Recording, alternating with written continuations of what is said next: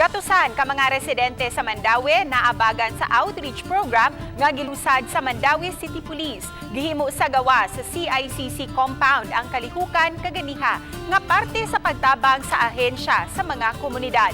Atol sa kalihukan, nakigtambayayong sila sa lain-laing mga partners sama sa AFP, Social Civic Group ug lain-laing departamento sa City Hall. Mitanyag og mga serbisyo sa mga tao, nang hatag og mga ayuda sama sa pagkaon, seedlings ug uban pa. Tinguha sa programa nga mopaduol sa komunidad ang mga otoridad.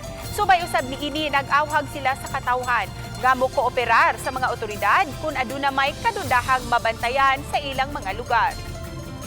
Daghan na kaayong musud na to, no? Musud na mo intra na nato, usakol na ang atong kanang mga utang mga elemento niya.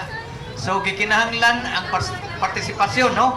Dili mahimo ug ang ato lang kapulisan.